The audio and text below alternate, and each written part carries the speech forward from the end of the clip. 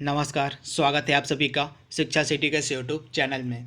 दोस्तों, आज है अंतर्राष्ट्रीय बाघ दिवस, यानी कि प्रत्येक वर्ष जो 29 जुलाई का दिन होता है वह अंतर्राष्ट्रीय बाघ दिवस के रूप में मनाया जाता है। तो इस वीडियो में आज हम पूरी डिटेल के साथ बात करेंगे अंतर्राष्ट्रीय बाघ दिवस के बारे में, तथा बाघों से रिलेटेड जितने भी इम्पॉर्टेंट फैक्ट और पॉइंट बन सकते हैं जो आपके आने वाले एग्जाम के लिए इम्पॉर्टेंट हो सकते हैं, उन सभी को आज हम इस वीडियो में कवर करेंगे। तो चलिए वीडियो को शुरू करते हैं। तो अंतर्राष्ट्रीय बाघ दिवस जो है यह प्रतिवर्ष 29 जुलाई के दिन मनाया जाता है। ये डेट आपके लिए सुपर इम्पोर्टेंट है। प्रतिवर्ष 29 जुलाई के दिन जो है अंतर्राष्ट्रीय बाघ दिवस मनाया जाता है। इसकी जो शुरुआत है वह टाइगर समिट जो हुई थी सेंट पीटर्सबर्ग में 2010 में, यहीं से इसकी शुरुआत हुई थी। तो आप ध्यान दीजिएगा, 2010 में सेंट पीटर्सबर्ग में आयोजित टाइगर समिट में अंतर्राष्ट्रीय बाघ दिवस को मनाए जाने की घोषणा की गई थी। तो आप इसे याद रखिएगा। तथा प्रतिवर्ष अंतर्राष्ट्रीय बाघ दिवस को मनाने का मेन उद्देश्य क्या है, तो बाघों के प्राकृतिक आवास को सुरक्षित करना व बाघ संरक्षण के बारे में जागरूकता फैलाना इस दिवस को मनाने का मेन मोटिव है, मेन उद्देश्य है। तो आप इसे याद रखिएगा। अब हम एक संस्था के बारे में बात करेंगे, world wild life fund for nature. यह एक अंतर्राष्ट्रीय गैर सरकारी संगठन है जो अंतर्राष्ट्रीय स्तर पे वन्य जीवों के संरक्षण के लिए कार्य करती है। WWF यानी कि world wild life fund for nature, इसकी स्थापना 29 अप्रैल 1961 को की गई थी। इसका हेडक्वार्टर आपको मिलेगा स्विट्जरलैंड के ग्लैंड शहर में। कहाँ? तो स्विट्जरलैंड में जो ग्लैंड शहर है यहीं पे आपको WWF का हेडक्वार्टर मिलेगा। तथा इस संगठन का उद्देश्य है वन्य जीवों का संरक्षण तथा पर्यावरण पर मानव के प्रभाव को कम करना। तो इसे भी आप ध्यान दीजिएगा।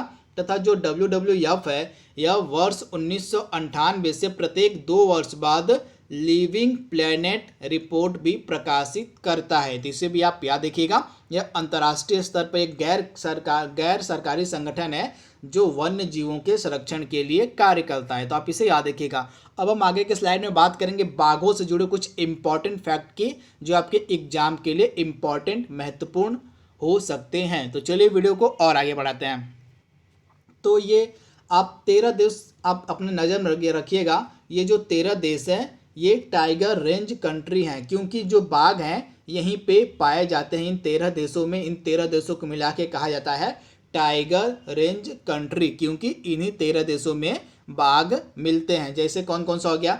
Bangladesh, Bhutan, China, India, Indonesia, Cambodia, Laos, Malaysia, Myanmar, Russia, Thailand, Nepal और वियतनाम। ये टोटल 13 देश हैं जो कि टाइगर रेंज कंट्री के अंतर्गत आते हैं। तो इन्हें भी आप ध्यान दीजिएगा, यहाँ से भी आपके एग्जाम में प्रश्न बन सकता है।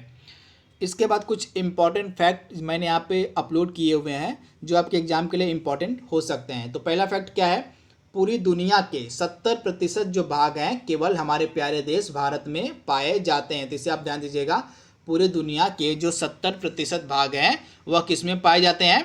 तो केवल भारत में पाए जाते हैं। आपको एक चीज़ याद होगा, करंट अफेयर्स अगर आप डेली फॉलो करते हैं तो हाल ही में जो बाघों की गणना की गई थी हमारी 2018 की, उसको Guinness book of world record में जगह मिली है। तो इसे भी आप ध्यान दीजिएगा। जो हमारे देश के द्वारा 2018 की बाघों की गणना की गई थी उसको जो है Guinness book of world record में सम्मिलित किया गया है। तो ये लेटेस्ट करंट अफेयर्स का प्रश्न है, यह भी आपके एग्जाम में पूछा जा सकता है। तो इसे भी आप ध्यान दीजिएगा।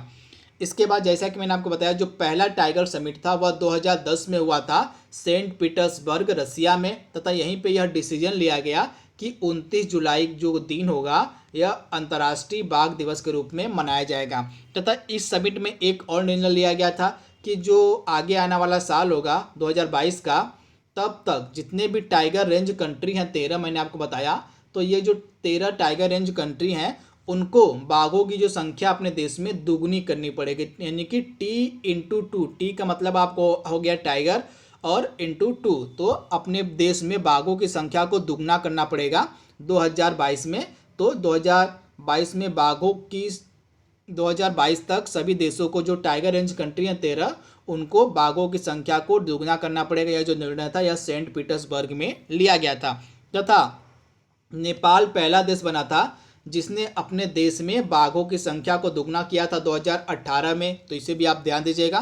तथा भारत दूसरा देश बना था जिसने बाघों की संख्या को दुगना किया था 2019 में, तो इसे भी आप ध्यान दीजिएगा। इसके बाद यहाँ पे आप देख रहे हैं भारत सरकार के द्वारा प्रत्येक 4 वर्ष के अंतराल के बाद बाघों की संख्या की गणना की जाती है। प्रत्येक 4 वर्ष के अंतराल के बाद जो है बाघों के संख्या की गणना की जाती है, तथा भारत में हर 4 साल की अवधि में ऑल इंडिया टाइगर एस्टिमेशन यानी कि अखिल भारतीय बाघ अनुमान कार्यक्रम का आयोजन किया जाता है। हाल ही में 2018 में टाइगर सेंसस हुआ था, जैसा कि मैंने आपको बताया 2018 में टाइगर सेंसस हुआ था, जिसकी जो रिपोर्ट है 2019 में प्रकाशित की गई थी 29 जुलाई के दिन। तो इसे भी आप याद रखिएगा, जो 2018 का टाइगर सेंसस हमारे द्वारा किया गया था उसकी जो रिपोर्ट है 2019 में 29 जुलाई यानी कि अंतर्राष्ट्रीय बाघ दिवस के मौके पर प्रकाशित की गई थी। तो ये फैक्ट भी आप याद रखिएगा। तथा भारत के कुल 18 राज्य हैं जहाँ पे बाघ मिलते हैं। ये फैक्ट भी आपके एग्जाम में पूछा जा सकता है। अब यहाँ पे मैं आपको बता दूं, जो 2018 का टाइगर सेंसस हुआ था उसके अकॉर्डिंग भारत में कुल कितने बाघ मिलते हैं। तो 2018 के सेंसस के अनुसार भारत में कुल 2967 बाघों की संख्या। ये डेटा आपके लिए इम्पॉर्टेंट है, डायरेक्टली आपके एग्जाम में जरूर पूछा जाएगा।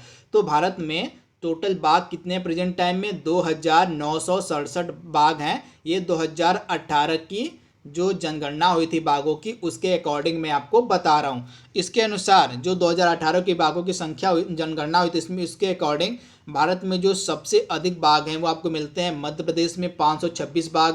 उसके बाद आपको मिलेंगे कर्नाटका में 524 बाघ, दूसरे स्थान पर कर्नाटका है, पहले स्थान पर आपका मध्य प्रदेश है। उसके बाद आपको मिलेगा उत्तराखंड में 442 बाघ हैं। इसके बाद उत्तर प्रदेश की अगर हम बात करें तो उत्तर प्रदेश में आपको मिलेंगे 173 बाघ। उसके बाद महाराष्ट्र में 312 बाघ। तो इन्हें भी आप याद रखिएगा। सबसे ज़्यादा जो भारत में टाइगर हैं वह आपको पाए जाते हैं मध्य प्रदेश में 526, उसके बाद कर्नाटका में 524 और तीसरे नंबर पर आता है उत्तराखंड 442 बाघ। तो इसे भी आप याद रखिएगा। यह 2018 की जो बाघों की जनगणना हुई थी इसके अकॉर्डिंग मैं आपको बता रहा हूँ, तो इसे भी आप याद रखिएगा। तथा 2018 की जनगणना के अनुसार भारत में बाघों की जो संख्या है वो 2967 है। तो ये फैक्ट, ये डेटा आपके लिए इंपॉर्टेंट, आप इसे याद रखिएगा। तथा इसके बाद एक मोस्ट इंपॉर्टेंट पॉइंट मैं आपको बताने जा रहा हूँ। टाइगर प्रोजेक्ट टाइगर जो चलाया गया था इंदिरा गांधी की सरकार में 1973 में चलाया गया था। बाघों को विलुप्त होने से बचाने के लिए जो है 1973 में प्रोजेक्ट टाइगर चलाया गया था। उस समय सरकार किसकी थी, तो इंदिरा गांधी उस समय प्रधानमंत्री थी। यह जो प्रोजेक्ट टाइगर था यह पर्यावरण, वन और जलवायु परिवर्तन मंत्रालय की एक केंद्र प्रायोजित योजना थी। इस प्रयास के तहत टाइगर रिजर्व बनाए गए। मतलब जब प्रोजेक्ट टाइगर स्टार्ट किया गया तो इसके तहत जो है भारत में टाइगर रिजर्व बनाए गए। 1973-74 में जब यह प्रोजेक्ट स्टार्ट किया गया था तो उस समय जो है भारत में टोटल 9 टाइगर रिजर्व थे, परंतु 2020 में इन टाइगर रिजर्वों की संख्या हो गई है 50। तो इसे भी आप याद रखिएगा। 2020 में टोटल 50 टाइगर रिजर्व में। 50वां टाइगर रिजर्व हमारा कौन सा वाला है, कामलांग।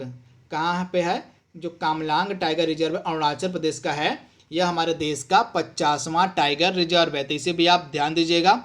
इसके बाद जो पर्यावरण मंत्रालय उसने 2005 में नेशनल टाइगर कंजर्वेशन अथॉरिटी का गठन किया, जिसको प्रोजेक्ट टाइगर के क्रियान्वयन की जिम्मेदारी सौंपी गई। यानी कि अब प्रोजेक्ट टाइगर का जो क्रियान्वयन है वह नेशनल टाइगर कंजर्वेशन अथॉरिटी के द्वारा किया जाता है। तो ये फैक्ट भी आपके दिमाग में होना चाहिए प्रोजेक्ट टाइगर से रिलेटेड। यहाँ से भी आपके एग्जाम में प्रश्न पूछे जा सकते हैं, तो इन्हें आप याद रखिएगा। उसके बाद मैं 3 फैक्ट और आपको बता देता हूँ जो आपके एग्जाम में पूछे जा सकते हैं। पहला फैक्ट, भारत का पहला टाइगर रिजर्व कौन सा था, तो हेली नेशनल पार्क, जिसको अब टाइगर रिजर्व भी बना दिया गया है। तो हेली नेशनल पार्क, जिसको अब हम कहते हैं जिम कॉर्बेट नेशनल पार्क, यह भारत का पहला नेशनल पार्क था। अब यह टाइगर रिजर्व भी है, तो इसे भी आप याद रखिएगा। हेली नेशनल पार्क का अब नाम बदल के क्या कर दिया गया है, तो जिम कॉर्बेट नेशनल पार्क है, एक टाइगर रिजर्व भी है। उसके बाद दूसरा, भारत का सबसे बड़ा टाइगर रिजर्व कौन सा है, तो श्रीशैलम टाइगर रिजर्व। कौन सा,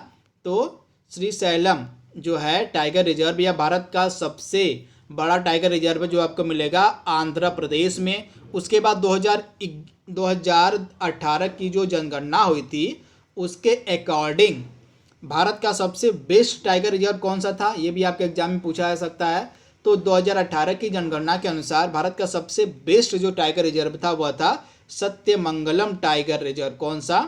तो सत्यमंगलम टाइगर रिजर्व जो था यह भारत का सबसे बेस्ट, सबसे उत्कृष्ट टाइगर रिजर्व था 2018 की जनगणना के अनुसार। यह आपको मिलेगा तमिलनाडु राज्य में, तो इसे भी आप ध्यान दीजिएगा, ये सभी भी आपके एग्जाम में पूछे जा सकते हैं।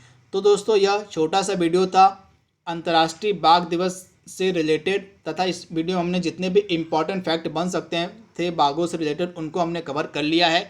तो आज के लिए बस इतना ही। Thank you, thanks for watching, thank you.